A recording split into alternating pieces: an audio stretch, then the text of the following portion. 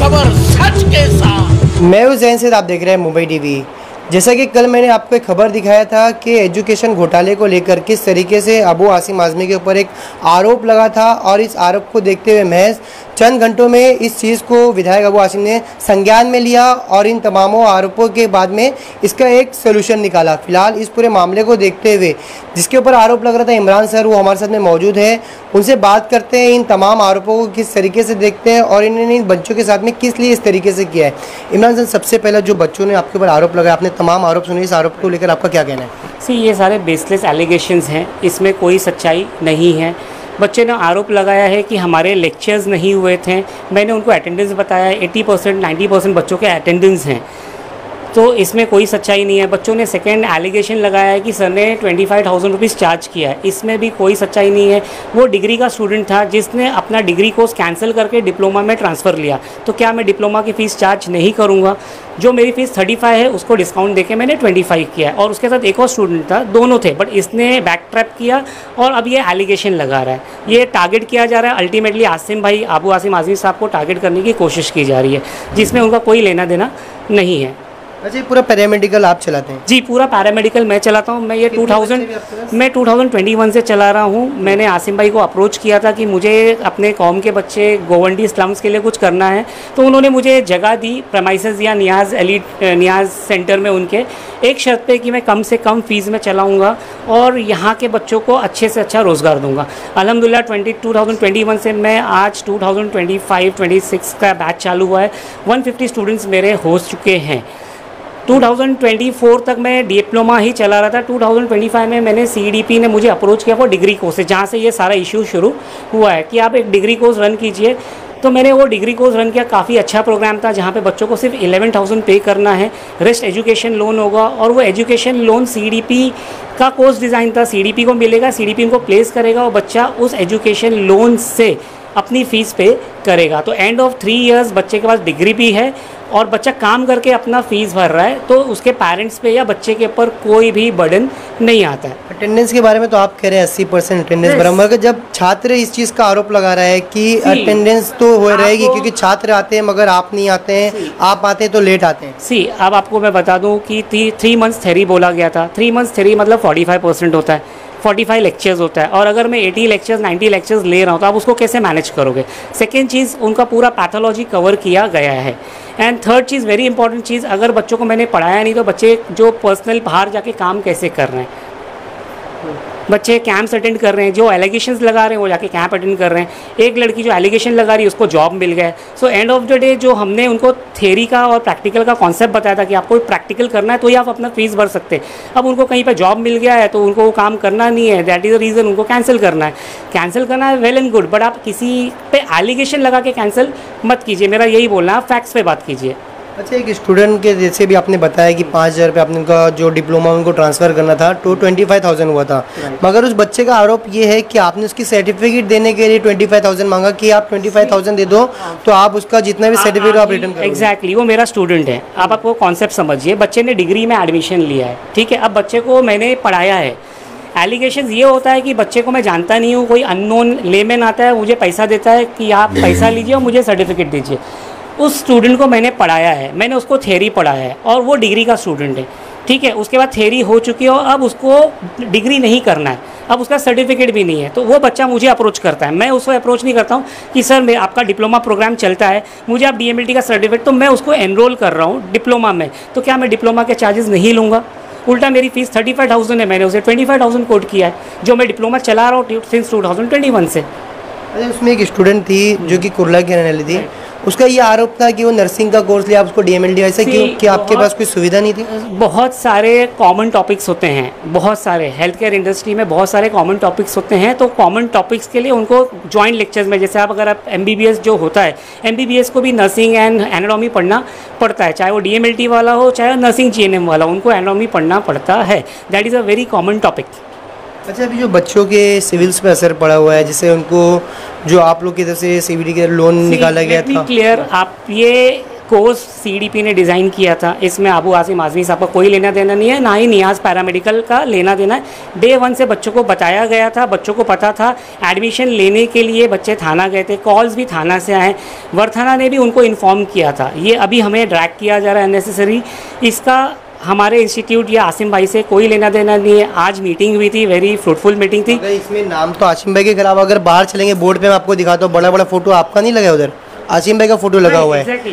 तो जो सीपीडी है वो जो लोन देता है Right. पहले से वो विवादों में है, उसके Right. बावजूद आप लोग उससे संपर्क करके पहले एक इंस्टीट्यूट का टाइप करके फिर लोन निकालना, फिर बच्चे लोग का सिविल पे असर पड़ने से। जी, ये विवाद जब हमने एडमिशन लिया था तब ये विवाद बिल्कुल भी नहीं था। हमने एडमिशन्स लिया है फैब 2025 में, और आप जो कोर्स एलिगेशंस की बात कर रहे हैं वो नवंबर 2024 में हुआ है। सो व्हेन वी स्टार्टेड हमको इसके बारे में कोई आइडिया नहीं था। आज मीटिंग हुई है, उनको कैंसिलेशन के लिए गयासुद्दीन चाचा सर ने बोला है, और उन्होंने बोला कि मंडे तक आपको अपडेट किया जाएगा अबाउट द कैंसिलेशन। अच्छा, आपके ऊपर एक बहुत गंभीर आरोप भी लगता है कि आप जो विधायक अबू आसिम आज़मी जी से स्टूडेंट को मिलने नहीं दो, आपको लेटर देते आप वहाँ तक का लेटर नहीं बजा, किस चीज़ का डर है? जी ऐसा कुछ भी जी कोई डर नहीं है। आसिम भाई से मुझे या किसी से, मुझे यहाँ इंस्टीट्यूट चलाना है, एजुकेशन प्रमोट करना है। आसिम भाई इज़ वेरी कॉन्शियस। उन्होंने बोला यहाँ पे हर बच्चा सक्सेसफुल होना चाहिए, हर बच्चा अपने पैर पे खड़ा होना चाहिए। बच्चे लोग ने लेटर दिया, मैं उस पर आप पे फिर आ रहा हूँ। बच्चे ने मुझे लेटर दिया, लेटर में ये लिखा गया था कि आपका लेक्चर्स नहीं हो रहा है। मैंने अटेंडेंस निकलवा के तीनों बच्चों को बुलाया, और मैंने तीनों बच्चों को अटेंडेंस बताया कि आप लोग ये कैसे एलिगेशन लगा रहे हो कि लेक्चर्स नहीं हो रहा। आपके 80-90 लेक्चर्स हो रहे हैं। जब आपके 80-90 लेक्चर्स हो रहे तो आप कैसे बोल सकते हो कि मैं लेक्चर्स नहीं ले रहा हूँ? सेकेंड चीज़, आयशा ने बोली प्लेसमेंट नहीं हुआ। लास्ट मई में शी केम आफ्टर दैट, वो मैंने जो बताया उसको कि तेरे लेक्चर्स हो रहे हैं, उसने बोली ठीक है सर मैं कंटिन्यू करूँगी। फिर मैंने उसे प्लेसमेंट के लिए मैसेज किया, मैं आपको अभी स्क्रीनशॉट बता दूंगा, आई जस्ट शो इट, कि मेरे पास मानखुर में एक वैकेंसी है। तो उसने मुझे बोला सर मैं बकरीद के बाद जाऊंगी। बकरीद ये 2 महीने की बात हो रही है। तो अगर ये रहा, कब से ज्वाइन करना है मैं पूछती हूँ, वैकेंसी आता है सर से नंबर, शुक्रिया सर। सो हमने प्लेस नहीं किया, ये बेफिजूल की बात है। इसी लड़की को हमने अक्षय लैब में प्लेस किया था, जो NABL लैब है। NABL is very big lab, जो NABL एक्रेडिटेड होता है। एक दिन में ये लोग ने छोड़ दिया। कलीम भी उसमें था कि सर वो लैब बहुत स्ट्रिक्ट है, सर बहुत स्ट्रिक्ट है, हमको मोबाइल अलाउड नहीं करते हैं। तो जो बच्चा एक दिन में छोड़ के आएगा आप उसको कैसे प्लेस कर पाओगे? उस बच्चे ने अपनी आपको तकलीफ दिखाई, जो कि खोपर किरना यहाँ से काफ़ी दूर था, उसने आके आपको ये बताया कि सर काफ़ी दूर पड़ रहा है, और बहुत सी ऐसी समस्या होती है बच्चों की, जो आप एक शिक्षक हैं तो आपको उसका समाधान निकालना चाहिए। एक्चुअली अगर मुझे आप यहाँ के बोलोगे मुझे दूर पड़ रहा है तो उसका समाधान होता है। आप बोल रहे हो मुझे जम नहीं रहा है तो इसका क्या समाधान है? मुझे करना ही नहीं है। और आप कोपर खेलने की बात कर रहे हो, उसके आगे मेडिकल कैंप्स जाके ये बच्चे अटेंड करते हैं। यही बच्चे कोपर खेलने के आगे के स्टेशन में हमारी क्लाइंट्स के पास जाके कैंप अटेंड करते हैं। अच्छा, कुछ बच्चों का आरोप ये भी है कि जिस तरीके से उनको जो पैसा मिलता है और जो EMI होता है वो उससे बहुत कम रहता है, तो लोग कैसे ये मैनेज करेंगे? क्योंकि उनका ऐसा आरोप है, मैंने भी एक बच्चे का देखा जो जिसका 9,000 कुछ रुपया ओवर ड्यूज में गया है, उसका सिविल ख़राब हो रहा है। See at the time of admission उनको बताया गया था कि आपका EMI 4,000 है। हम आपको फर्स्ट 9 मंथ ऐसी जगह प्लेस करेंगे जहाँ पे आपका EMI जो है एटलीस्ट उतना निकल जाए, आपको जेब से पे करना ना पड़े। बट बच्चे अगर 1 महीने में काम करके सीख गए और एक्सपेक्ट करें 9-10 हज़ार मिले, तो वो हमने बताया ही नहीं था। हमने यही बताया था कि फर्स्ट 9 मंथ्स आपका जो EMI होगा वो 4,000 एंड आफ्टर 1 ईयर 3 महीना theory and 9 months practical. Second year में आपका जो स्टाइपेंड होगा वो 9,000, और हम मीन्स जो कंपनी है आपको ऐसी जगह प्लेस करेगी जहाँ पे आपको कम से कम 9,000 के ऊपर मिले। आज आप बता रहे हैं 4 लोग कैंसिलेशन, 8 लोग कैंसिलेशन, मेरे बहुत सारे बच्चे अभी भी कंटिन्यू कर रहे हैं प्रोग्राम में, जिनको कैंसिल नहीं करना है इसी प्रोग्राम में। जब कंपनी एश्योरेंस दी थी कि आपको EMI की कोई चिंता नहीं करना, EMI हम करेंगे, हम भरेंगे, अगर आपको जहाँ पर भी प्लेसमेंट करता है वहाँ पर अगर आपको कम पैसा मिलता है तो ऊपर के पैसे लगा कि, तो ऐसा ही क्यों हुआ है? CDP पे कर रहा है, तो ऐसा क्यों हो रहा है? क्यों ऐसा हो गया कि बहुत सारे क्लाइंट्स आज फ्रेशर हैं। हमारे बच्चे 3 महीना थ्योरी लिए हैं, दे आर फ्रेशर।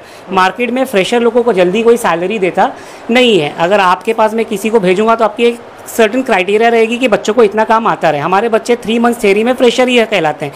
तो हम जब उनको प्लेस करते हैं, एंड सेकंड सेंटर हम उनको कहाँ पे प्लेस कर रहे हैं? अच्छा सेंटर रहता तो दे पे द मनी, थोड़ा छोटा सेंटर लोअर सेंटर रहता तो वो पे नहीं करते। तो CDP का एश्योरेंस है कि ऊपर का जो भी डिफरेंस आता है वो हम पे करेंगे। छात्रों का CDP ने क्यों नहीं पे किया? CDP इनका पे करते आ रहा है, ऐसा नहीं है, नहीं किया है। नहीं पे अगर किया होता आप बताइए, तो उनको जो नोटिस आया हुआ आपने पढ़ा क्या? नोटिस 9,000 मैंने पढ़ा वो चीज़ का, उनके सिविल पे असर पड़ रहा है। आई अंडरस्टैंड, मेरे पास बहुत सारे स्टूडेंट्स आए, मैंने वहाँ के अकाउंट्स डिपार्टमेंट में बात किया, मैंने उनको प्रॉपर्ली राउट किया, जब जब उनको ज़रूरत थी I was there with them, जब जब बच्चे ने बोला मैंने उनको प्रॉपर्ली राउट किया और बच्चों का EMI वो लोग पे कर रहे हैं। आज चाचा ने भी उनसे यही बात किया है कि इनका जल्दी से जल्दी क्लियर करो। और फॉर योर काइंड इन्फॉर्मेशन, अभी बच्चों का शायद किसी को कॉल नहीं आ रहा है, जो भी ड्यूज़ हैं वो क्लियर हो गए। As far as I know, I am not sure about it, but बच्चों से भी मैंने पूछा कि कॉल आ रहा है, तो उन्होंने बोला नहीं सर 5-6 दिन से कॉल नहीं आ रहा है। अच्छा, अभी अगर किसी को इस तरीके की समस्या रहेगी तो आप उसके लिए क्या कुछ करने वाले, कुछ ऐसा समाधान निकालने की आप लोगों की कुछ बात हुई है क्या?